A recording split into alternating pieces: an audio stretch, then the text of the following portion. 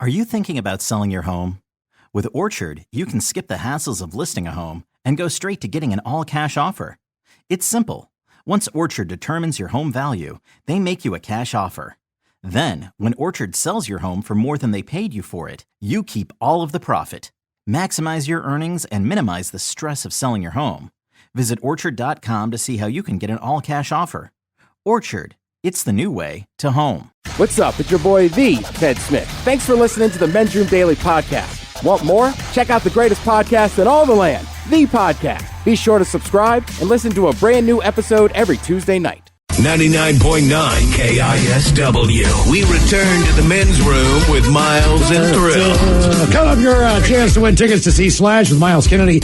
And the Conspirators will give you that secret word coming up at 420. This has nothing to do with anything, just a conversation we're having off air there.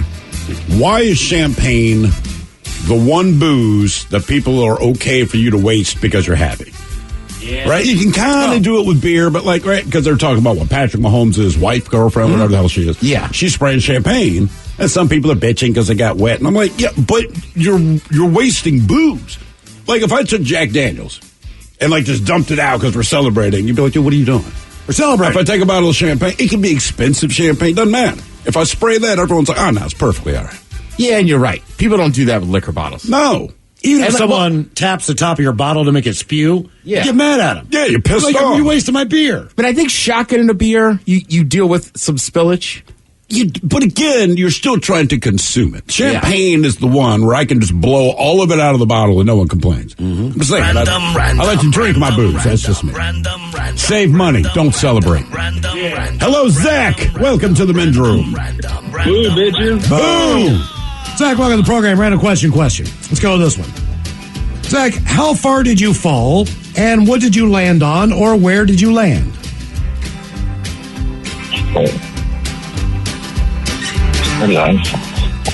I personally have not my step-grandfather fell off a 70-foot high roof, was in Harborview for a month or two, had to go through a couple of years of rehab at his own house. Damn. And yeah, he was lucky to survive that. Most people don't. No. What did he land on? I mean, did he hit ground or did he hit cement? What?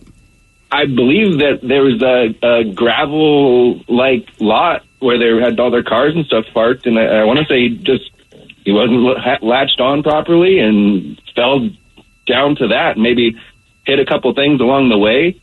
I imagine something must have slowed his impact, but the ground. Yeah, he was never the same again. Well, I was going to say, I guess he probably never worked again, right? Oh no. Damn. No, he ended up getting hooked on. His whole life got. Oh yeah.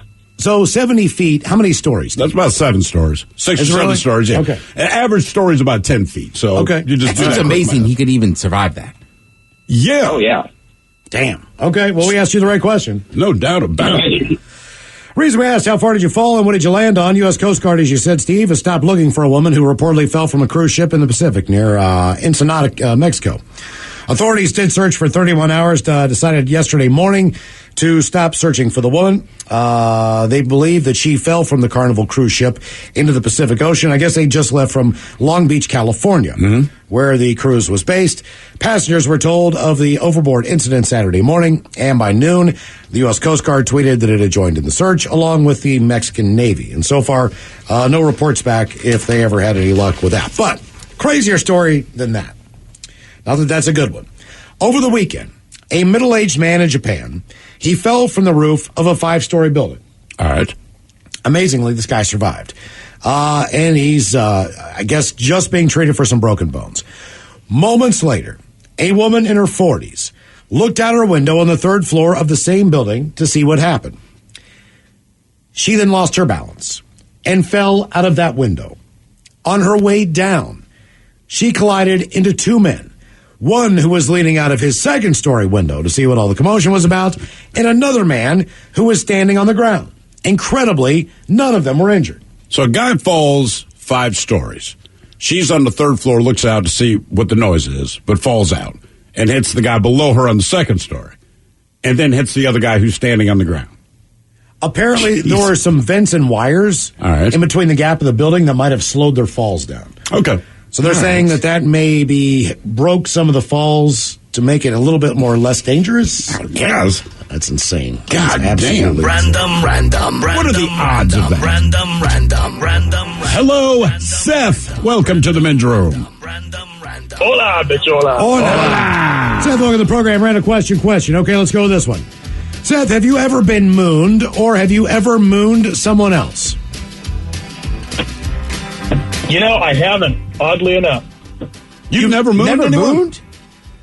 Never mooned somebody, never been mooned. It's never come up. I've had 2 good years where it was just our go-to stupid thing. So basically, if you saw us, we showed you our ass. Although my favorite, there was some truck was coming up the street. I want to say it was an ice cream truck, but there's no way because this happened at night. Anyway, we ran outside because, again, we're young enough. We're mooning people is funny. But there was this gorgeous chick that we all loved.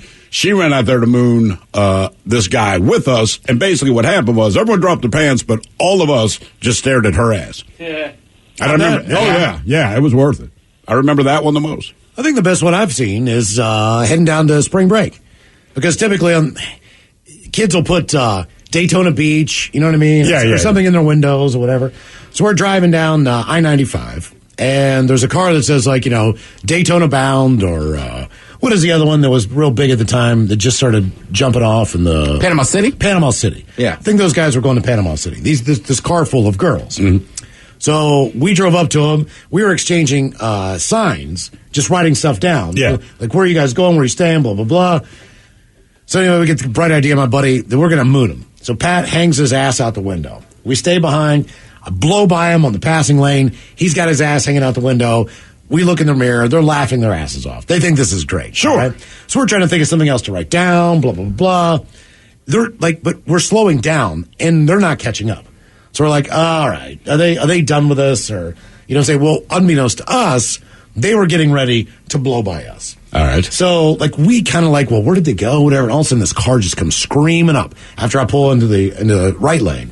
Comes screaming up on the left-hand side. And there are 2 asses hanging out the passenger side windows. You know what I mean? And this continued on for at least 10 miles. And that was the most memorable mooning experience I remember. I've never been offended by a moon. I mean, there are asses I wish I had not have seen, but to me, that's the least offensive gesture that someone could make to you, if they're angry. Yeah. You know, if they're kiss my ass and they drop their pants like that. That's actually kind I of don't know that funny. I've ever actually mooned or been mooned in anger. In anger, that's what I mean. It's almost always kind of It's a funny. joke. You're trying to make somebody laugh. I haven't seen it in a long time, but I feel like you're right. Your early 20s. Oh, man. It's prime mooning years. Those are mooning years, man. You got to. Then they go away. Yeah, but you're nah, I'm not going to show you my ass. Kids, listen to this. It's very important. Take all these experiences in. Right. They go away. Reason we asked if you ever been mooned or mooned someone else. 29-year-old guy from Ireland facing charges after he refused to keep his mask on during a flight from Ireland to New York this month. And then he dropped his pants and mooned the flight attendant. His name is Shane McInerney. He was flying Delta first class. Also, though, mooning is generally you're in a car or you moon a car going by. Where did this guy think he was going to go? I don't know. Right. He was in first class. He'd been told dozens of times to keep his mask on during the 8-hour trip. He also kept kicking the seat in front of him and threw an empty can at a passenger's head. So he's this guy. So while they were serving dinner, he got up from his seat to complain about the food, pulled his pants and underwear down, and mooned the flight attendant along with several passengers. Well, the pilot actually came out to talk to this guy at one point. Oh, during that exchange, Shane put his own hat on the pilot's head for some reason, then threatened to beat him up. No word on whether he'd been drinking or not. Flight almost got diverted to another airport. Ended up Irish guy? in New York. Yeah. In first Mooning class? people, first class. He's drunk. During the final approach, he wouldn't even sit in his seat. He refused. So it turns out he was on his way to Florida to start a new gig as a soccer coach in Daytona Beach. Oh, wow. Not clear if he got that job or not, but he's facing up to 20 years in jail for interfering with the flight crew, which is a felony. By the way, this guy is 6'4", 250 pounds. This is a large man. Wow. Just quick side note. If I'm sitting in first class with this guy, hey, I'm not asking you to calm down. I'm not even saying that I disagree with you. But if you're going to beat the pilot up, can you wait until after we land? I think I speak on everyone's behalf I don't care if you kick his ass. Can you not this do that? intercontinental flight? Yeah. And I think Wait that's fair to ask. that's all, man. I just don't want to die. You can do what you need. Dude, and if you have a 3-year-old kicking the seat, the first thing the parent does is stop kicking the seat. Mm-hmm. Now they'll forget and start kicking it again. Of course. But the parent will... I've never been in a situation where a kid has not been told multiple times not to do what they were doing. And like you just know as a parent, it was someone that age, like the kids just can't sit still. They're going to kick their feet, everything else, but... you don't do that as an adult. I was going to say, even if you're on a flight, like if there's a kid around you that's loud, like, okay, it's a kid. Now, if they're kicking your seat, right, you'll kind of turn around and be like, hey. Give them a peek through the crack in the seats, right? Yeah, but you're right. Like, an adult doing that, I'd be like, man, what are you thinking? I had a little kid kicking my seat once. It was 2 little boys sitting next to each other. Mom is sitting in the aisle seat. Kid kept kicking my seat. I know he's not doing it to be a D, but it does get annoying, and it's a long-ass flight. So I shot him a couple of looks. Finally, I hear Mom mumble something to him. It stops for a while. He starts kicking the seat again. And to your point, Miles, he's just doing it absently. Then it just came to an abrupt end. And I couldn't figure it out. And when I turned around, Mom had switched places with Dad. Yeah. Now, Dad is sitting in the same row as a kid. Those kids were so quiet and good. The rest, he didn't say anything, but his face just screamed what all fathers' faces scream. And it's like, I will kill you. I had a guy that kind of like his feet kept coming up underneath my seat, right? And it kept like poking me. So I shoot him like 3 looks, like, what are you doing? And then when the plane stops, and it's a smaller plane, right? Because it was just a connecting flight. Like, we get up. Brother's got to be almost 7 foot tall. Oh, no. I was like, yeah, you're just that tall. He just doesn't have any room to put his he's feet. like, yeah, man, sorry. My legs just for that. I was like, yep. Now I feel like the G. You're ready to say something stupid, too, like, Well, I was just, by the time like the third one, and but he didn't react, so I was like, is he just doing it to mess with me? And then when he stood up, I was like, size 14s. Hello, Jason. Welcome to the men's room. It's okay. Hola. Jason, welcome to the program. Random question. Okay, let's go with this one. Jason, what would you say is the weirdest habit someone had that you've dated or lived with?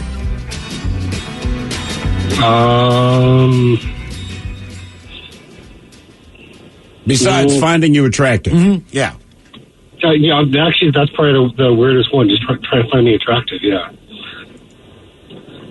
But besides that, my wife, I guess, constantly doing laundry. That's really about it. She does what now? My wife constantly doing laundry. Oh, really?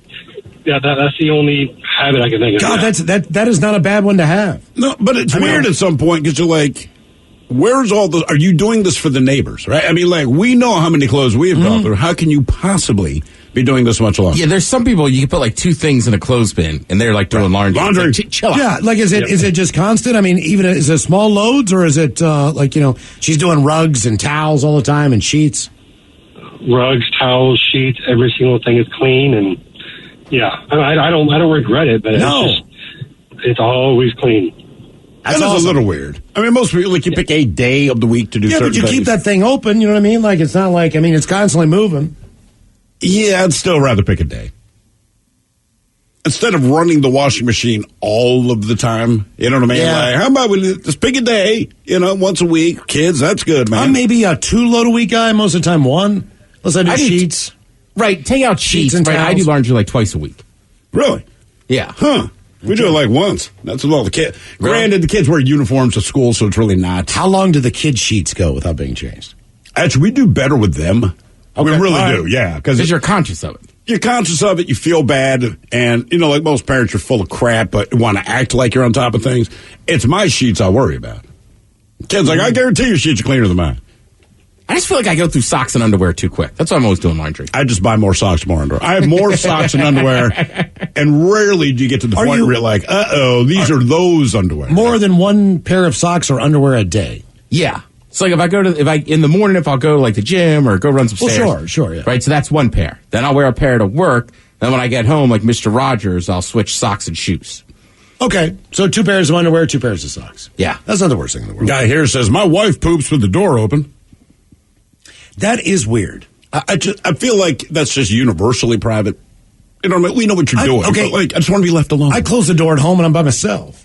And it's just habitual. You know what I'm saying? Like, I mean, like, who's going to, no one's going to charge in there. I do it all the time. No one's going to look at me. Yeah, I'm just racking my brain. Like, why the hell do I close the door? Why do I turn the exhaust fan on? Who am I going to offend? You. Well, right. Yeah, you should. Yeah, do that, man. I know, but you can tolerate yourself, even if it's bad, right? I mean, you can tolerate it, but if I don't have to, I'd rather not. Okay. Yeah, you ever heard of the incense match? So it's like, oh yeah, it's incense, but it's just like a match. Yeah, I've heard of that. Yeah, when I poop in the mornings, I fire one up, throw it in the ashtray. Yeah, nice. That's smart. Okay. Tell you smoke in your bathroom? Not exactly. No, right. It's just literally the incense match. Those things are awesome. Reason we asked, what was the weirdest habit of someone you've dated? Ironically enough, this goes back to clothes. And there's a story going viral on TikTok about a woman who stayed overnight at her boyfriend's house for the first time and discovered his very weird sleeping habit. They're both in their mid-20s. Sounds like they haven't been dating that long. And the first time she saw his bedroom, he didn't have a bed in it. He just had a huge pile of clothes on the floor, which he called his, quote, nest. And he expected her to sleep there with him. To her credit, she actually gave it a shot. She said she tried sleeping with him, but it was too uncomfortable, so she ultimately just went and slept on the couch. Obviously, people had questions like, why did he think that was fine, but also, were the clothes clean or dirty? The answer to that one, a little of both. He doesn't wear the clothes. They're just, quote, nesting material. But he also never washes them. So, yes, they're dirty. By the way, he was angry the next morning. She didn't like the nest, confronted her, and said that she'd have to accept his nesting situation if they ever wanted to move in together. She asked people if they have 2 bedrooms, one with a nest and one with a bed. Would that be an okay solution? He said no. Yeah, he's going to be alone for a while. That is weird. You know what I mean? Like, look, we all have our quirks. We understand that. The person you're with tolerates them, but I would like to think nothing I do is that crazy. I've had clothes on the floor of my closet before I got a hamper, before I got a laundry basket. But you didn't sleep on it. I used to have a mesh bag that I would basically take to the laundromat. You know what I mean? I'd throw that over my shoulder. Other than that, but Throw brings up a great point, right? You're not sleeping on them. Right. That's strange what that dude was doing. It's one thing to have a mess that is a bunch of clothes on the floor. It's another thing if you say, well, it's not a mess, that's my bed. Sure. Because I like a nest. I'm like, okay, you have a problem. Mm-hmm. If you're winter camping, never a bad idea to put tomorrow's clothes in the bottom of your sleeping bag. That way when you wake up to put them on, they're warm. So like that's the only thing. That's the only time I think I've ever slept. How about I keep them in your sleeping bag? Exactly. You know what I mean? I mean, I've slept in a pile of clothes before.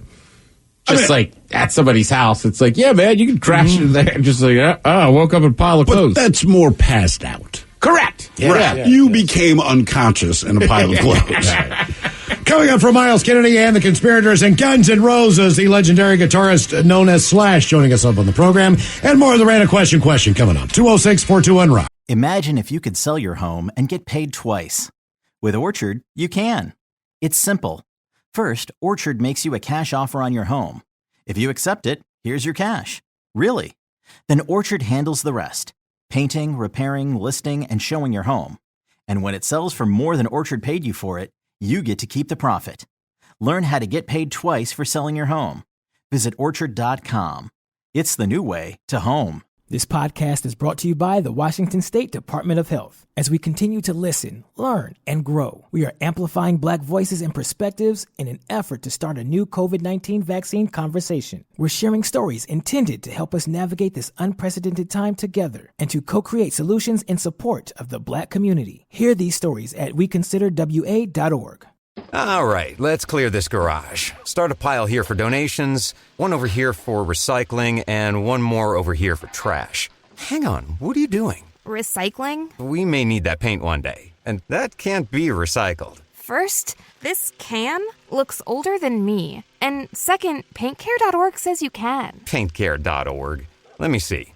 Oh, and there's a drop-off site close by. And it's free? Nice. Dad, no. With Miles and Thrill.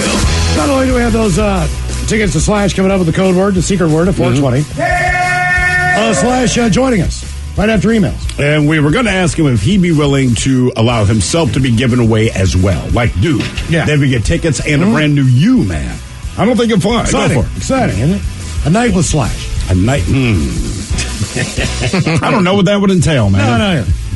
Good time. It might be kind of boring now.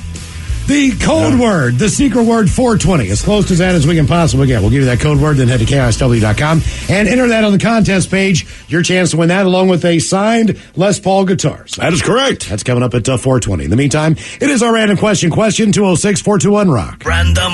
Hello, Jess. Welcome to the men's room. Hola. Jess, welcome to the program. Random question. Okay. Jess, what would you say is the most illegal thing that you purchased or tried to purchase? I have to think about that. Most illegal thing that I've purchased, I guess. I mean, it wasn't really a purchase per se, but it was a firearm that was it was more of a barter situation, but it was definitely illegal, and it wasn't illegal because it was like hot or anything. It was basically someone who won't be named took a legal firearm and sawed it off and traded it to me for something that it wasn't like drugs or anything like that. It was a guitar, but I later found out that it was very illegal, and I got rid of it very quickly. So basically, you got a sawed-off shotgun. Yeah, it was a 50 caliber.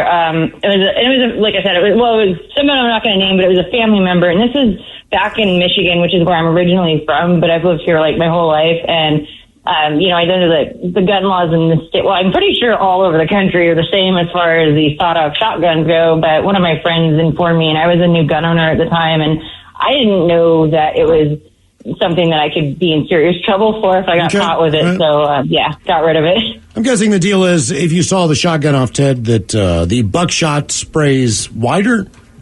Is that the idea? Well, that was the other thing. So, like, my dad and I and some friends, we used to take our fully legal firearms out to a shooting pit out in an area out past off of I-90 East when it was still open. And the only time I ever fired it, it scared me. I was like, I don't want this. Okay. And they sprayed black powder like up the side of my arm, singed some of my arm hair, and I'm like, no, I'm good. I think the other thing with sawed-off shotgun is you can just keep it on your person. Right. It's a lot easier to sneak into a situation when you got that little thing with you. Reason we asked what's the most illegal thing you purchased or tried to purchase, we go to Texas. A Texas woman is now out on bond after a sheriff's deputy said she tried to purchase another woman's child while waiting in the checkout line at Walmart. What do you think you offer someone for their kid? What's the kid look like? I don't know. According to a report, in other words, is the kid cute, or am I taking this kid off your hands? You know, he's being unruly. I'll be a little less. She just approached another woman in the grocery store. They were standing in line together. Like, hey, can I buy your kid? Rebecca Taylor, 49, came up to the woman in her shopping cart at the checkout line. Woman's cart had 2 children inside at the time. So Taylor started to make small talk and comments about one of the woman's 2 children before allegedly asking if she could buy him. Wait, just the one? Yeah, for $250,000. Gone. Mother refused her offer, and Taylor pressed further. She increased the offer to $500,000 and then allegedly threatened to actually take the infant. Jesus. Wow. Deputy said the mother still refused and was able to leave the store with her children safely. That's when she notified authorities of what happened. Taylor was arrested, charged with sale or purchase of a child, 3rd-degree felony in Texas. Records showed that she was released on $50,000 bond. So apparently she had some money. I'm just thinking to myself, would I be more, freaked out because somebody's just offering to buy my child without me offering them up for sale? But, there's 2 of them. What's wrong with the other one? I'm sure the other one was thinking the same thing. Like, what's wrong with me? Hey, man, what the hell? I'll take the money, Mom. Let me go. I'm just saying, Sure. Yeah, I know. When you're done with the initial shock, there's a little bit to be offended about. And now you know which one is your ugly kid. Who do you think would get bought out of your siblings? Now, is this sight unseen? Yeah, you and your brother are kids. Oh, me and my brother? It depends what they're looking for, man. If they wanted something, I'm not asking you about you selling your stability in their future, they take my brother. If they wanted someone who they thought would be up to no good for whatever criminal enterprise they might be running, they'd have bought me. Right? We're just not similar. So it's like, look, if you're trying to do something good or you want to make your family look better or whatever, like, you want to buy my brother. Problem is, I'm just at Walmart. Like, I'm just looking at you guys as kids. I don't know. I don't know your GPA. Tell. No, you'd be able to tell. Just even the shirts we wore at the time give you a good idea of who represents what. Hello, Edward. Welcome to the men's room. Hola, bitches. Hola. Edward, welcome to the program. Random question. Okay. Edward, whether it was something that you did as a kid, something you do now, or maybe you have a collection of it, what have you or do you collect?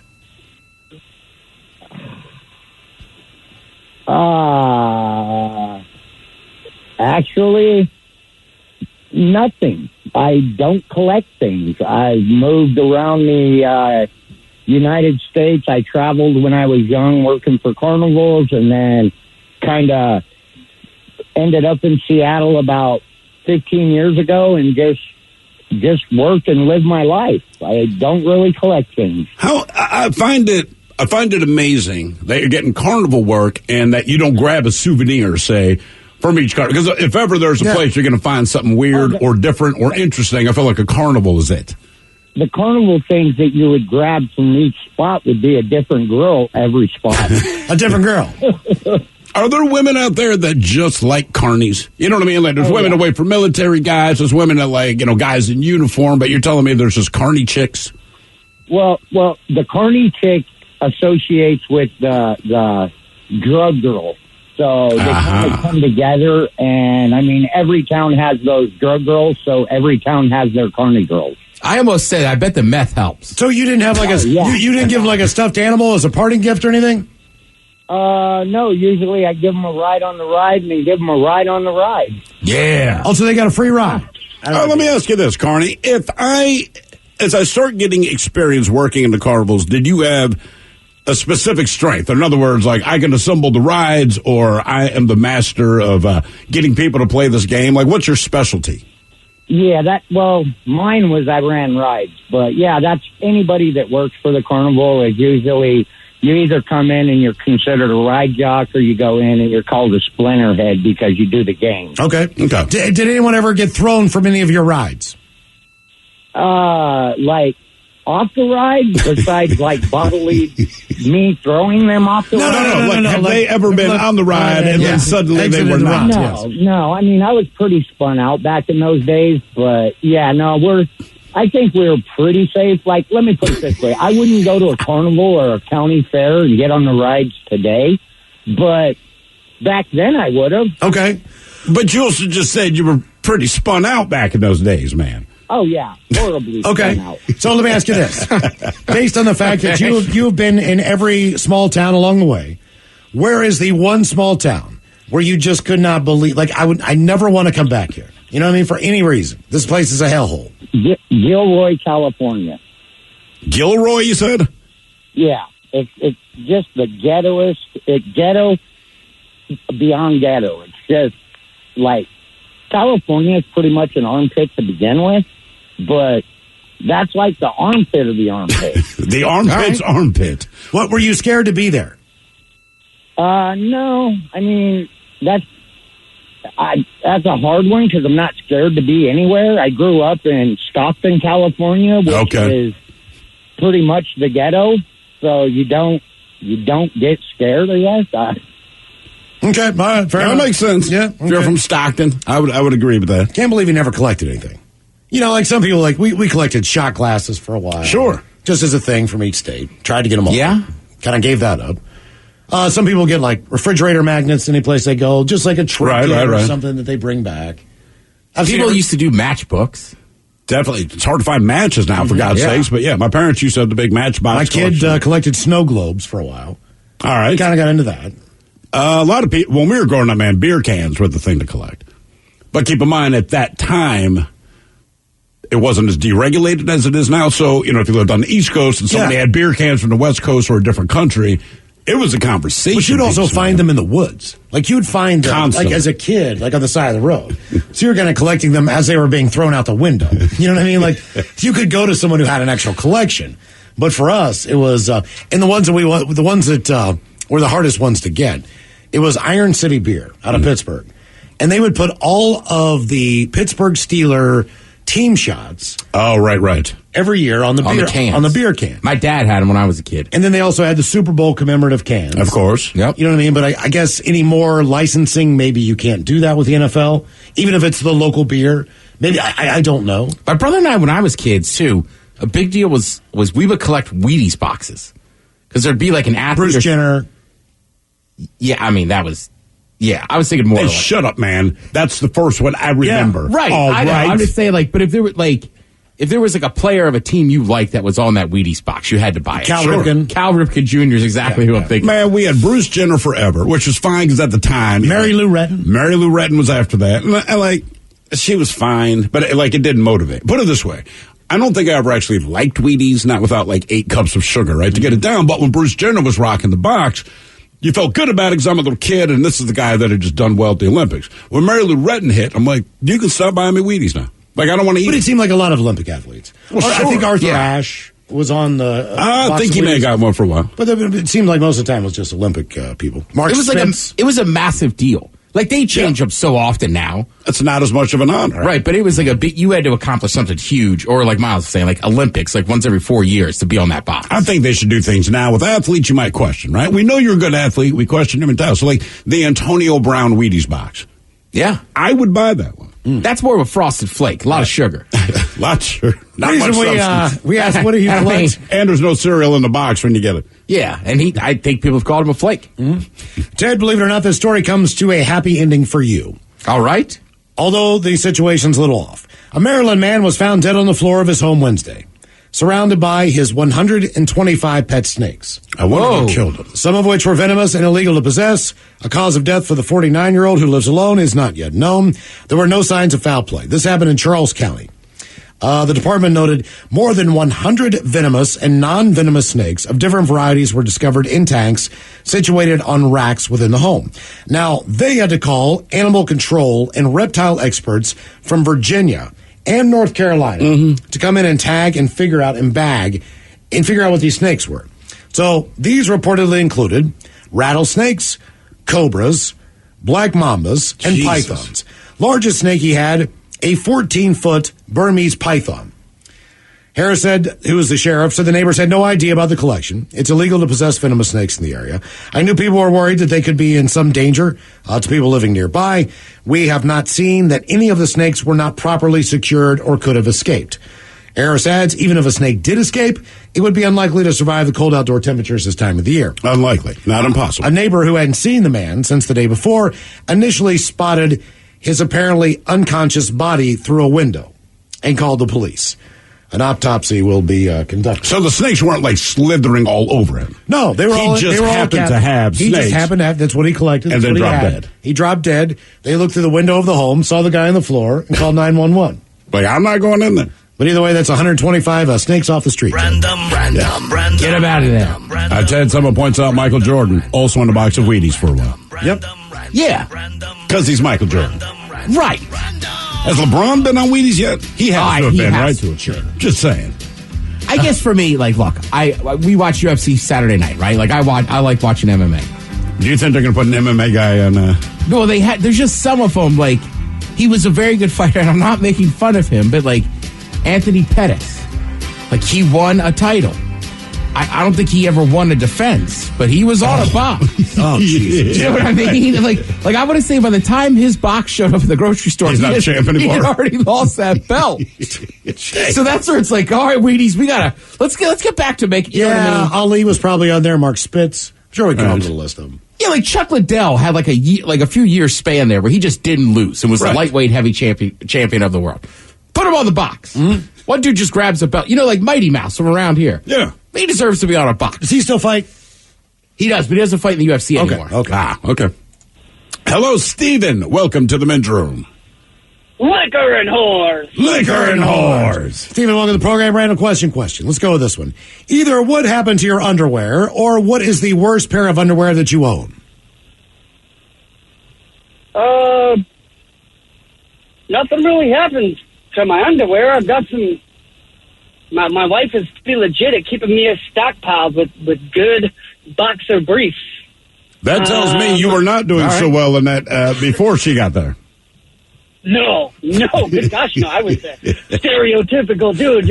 Different. You guys were talking earlier, like, oh, I'm stuck. I got this pair. All right. Yeah, what did we learn? We got snowed downtown. This is years ago, right? I did not realize this is a thing. So we're coming to work. It ends up dumping snow all over Seattle. We ended up being down here for 4 days, right? And I'm like, man, the problem is it's just the same pair of underwear. And people are like, dude, Day 1, wear it as it's intended. Day 2, wear them inside out. Day 3, it was inside out backwards. And then day 4, back to right side in. Yep.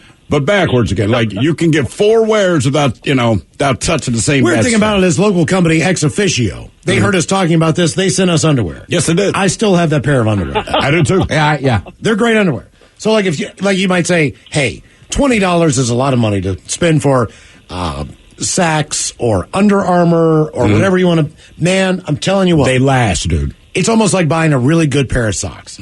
You might think $12, $13 is too much to spend on a pair of socks. I have a couple pairs of theirs. I love them. You'll have them forever. You know what I'm saying? It's like, Yeah, seriously, those Ex Officios, like the waistband is as strong now as it was, 12 years ago when we got these things? Mm-hmm. That's kind of scary to think I've had the same pair of underwear for 12 years, but that's one pair I can readily identify. No, seriously. Because they look a little different than all the rest. Mm-hmm. I take that back. I have 4 pairs of their stuff. Mm-hmm. Oh, God. And 15 years from now, you still will. The true story, years ago, before I get into this, we were interviewing a guy who was a amateur boxer in Baltimore. Mm-hmm. I mean, he'd fought in numerous fights. I'm not sure what level he was. No, he on. was professional, Was but he professional? wasn't. Yeah, he just wasn't highly ranked, but he could beat our ass. He bought his underwear at Victoria's Secret. And I mentioned I did not know Victoria's Secret sold men's underwear. I mean, and I meant that honestly. And he's like, "Oh, they don't." And then it's awkward because this is a man who could kill you, and he's not laughing about this. Like, there's no sense of irony to him. He was like, "They're more comfortable." Like, yeah. Have you ever had silk boxers? Because I know he wore silk underwear. Boxers. Oh my God! Think so. I missed that phase. It is a game changer. Because flannel kind of holds on to your pants. You know what I'm saying? Right. It doesn't give you a lot of freedom as much. I've had those because there was we all used to either wear briefs, tighty whities, or and then there was people that wore boxers. The boxers were like a wild guy, but the boxer brief years ago just completely changed everything. It really, I hated boxers because your meat's hanging out the front, man. And I got to, I mean, seriously, I'm like, I don't want this exposed. Reason we asked what happened to your underwear, worst pair of underwear you've ever owned. There is a Japanese lingerie manufacturer called Wako. They recently launched a line of lace boxer briefs for men that are said to be both beautiful and functional. Did you see a picture of them? No. I mean, look, picture boxer briefs. All of it is lace, just like you'd find in any kind of lingerie, but where your twig and berries are. You know, that's still covered with a fairly thick cotton, but yeah, it's just lace boxers. I'd try them. It works out this easy for me. If my wife said, "Ooh, I think you look good in those," I'm in. Yeah, I see what you mean. All right, so They're still lace. Well, I mean, they're all lace. It's just... It looks like they give you some room to breathe. But they got it covered. I don't know. How much? Well, I mean, they look like they're $30. Okay, that's not bad. I'm just saying, yeah, that seems weird. Lace is the word I couldn't come up with earlier when I referenced something as a doily. That's what you're talking about. Okay. From Miles Kennedy and the Conspirators and Guns N' Roses, the legendary guitarist known as Slash, joining us on the program. You are listening to The Men's Room. Are you thinking about selling your home? With Orchard, you can skip the hassles of listing a home and go straight to getting an all-cash offer. It's simple. Once Orchard determines your home value, they make you a cash offer. Then, when Orchard sells your home for more than they paid you for it, you keep all of the profit. Maximize your earnings and minimize the stress of selling your home. Visit Orchard.com to see how you can get an all-cash offer.